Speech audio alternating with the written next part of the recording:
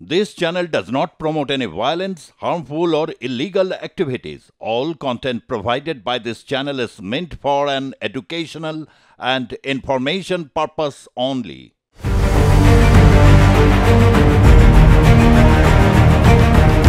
ভাগাড় কাণ্ডের পর ফের হাওড়ার বেলগাছিয়ার ভাগাড় দুর্ভোগ নিয়ে রাজ্য রাজনীতি তোলপাড়। ড্যামেজ কন্ট্রোল করতে ময়দানে রয়েছে শাসক দল। পুরমন্ত্রী ফিরহাদ হাকিম পরিস্থিতি পরিদর্শনে গিয়ে সময় চেয়ে নিয়েছেন। অন্যদিকে বিরোধী দলনেতা শুভেন্দু অধিকারী তো আঙুল উঁচিয়ে রাজ্যের শাসক দলকে কাঠগড়ায় তুলেছেন। গ্যাস বেরোচ্ছে, এখানে মানুষগুলো কিভাবে আছে এটা কার দায়িত্ব? কর্পোরেশন, রাজ্য সরকার, নগর উন্নয়ন মন্ত্রক, স্থানীয় প্রশাসনের। কংগ্রেস বামেরাও জল মাপছে। কার্যত বিরোধীদের কাছে বেলগাছিয়ার ভাগাড় এখন জ্বলন্ত ইস্যু।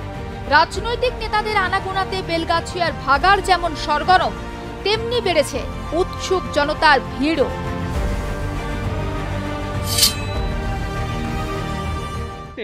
একটু দেখতে কি দেখতে এসেছিলেন? এই দেখিনি তো কোনোদিন, তাই দেখতে ভেঙে গেছে, এইসব বাথরুম ফাথরুম উপর দিয়ে উঠে গেছে, এইসবই দেখে গাড়ি আছে। ভাগার দিয়ে তো ধুলা উঠছে। ভাগার তো আছে, ভাগার দিয়ে তো ধুলা উঠছে দেখি। হ্যাঁ অবশ্যই দেখতে। কেমন আছে তারা? তা তো অবশ্যই ওই রকমই দেখি, সবারই দুঃখ, সবাই দুঃখ, সবারই কষ্ট আছে। এই মুহূর্তে আমরা দাঁড়িয়ে রয়েছি ঠিক একটি পাহাড়ের সামনে। এটা কোনো শুশুনিয়া পাহাড় নয় বা দার্জিলিং এর পাহাড় নয়, এটা হচ্ছে হাওড়ার লিলুয়ার ভাগাড়, আকাশচুম্বী সেই পাহাড়। দিদি কোত্থেকে আসছে? বেলগাছিয়া থেকে আসছি। কি করতে এসেছে?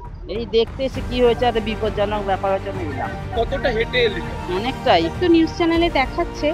আমার এখন বিয়ে হয়ে গেছে, আমি থাকি ক্যারি রোডে, আমার মায়ের এখানে থাকে। একেবারে বিপজ্জনক অবস্থা রয়েছে। ভীষণ। আমি তো দেখতে এলাম পুরোটা কিন্তু ফাটল। আপনাদের কেউ আটকালো না এখানে আসবার জন্য? না, আপাতত কেউ আটকালো না।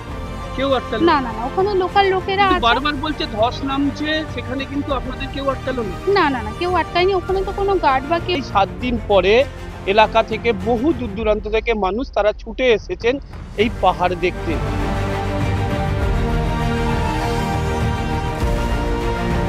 পাহাড় সমান জঞ্জালের স্তূপ, চারিদিকে রাস্তায় ফাটল, ভেঙে পড়েছে বাড়ি, ত্রিপলের নিচে বাস স্থানীয়দের।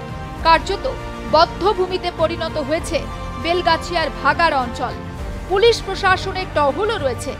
এত কিছুর মাঝে বহু অচেনা লোকের ভিড় ভাগাড় অঞ্চলে। বাড়ির বড়দের সঙ্গে হাত ধরে ভাগাড় দর্শনে চলে এসেছে কচি কাঁচারাও। পচা আবর্জনার গন্ধ সরিয়ে ভাগাড় যেন এখন দর্শনীয় স্থান হয়ে উঠেছে জনসাধারণের কাছে। হাওড়ার বাইরে থেকেও লোক আনাগোনা হচ্ছে অহরহ। ভয় ভীতি সরিয়ে মানুষের ভিড়ে সারাদিনই জমজমাট হয়ে রয়েছে ভাগাড় অঞ্চল।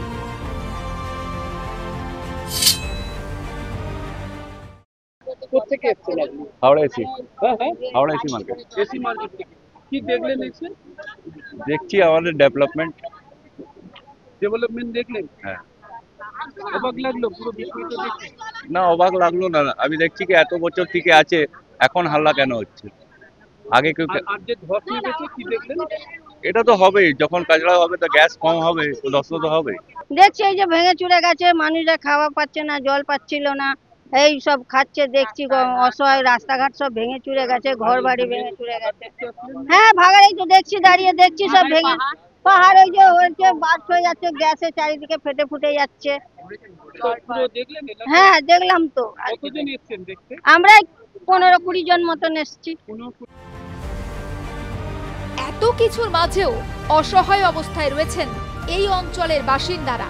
কেউ ঠাঁই হারিয়ে ভাঙা বাড়ির সামনে সন্তানদের নিয়ে রয়েছেন, কেউ আবার অপলক দৃষ্টিতে মানুষের আনাগোনা দেখছেন আর ভাবছেন আদেও কি পরিস্থিতির পরিবর্তন হবে।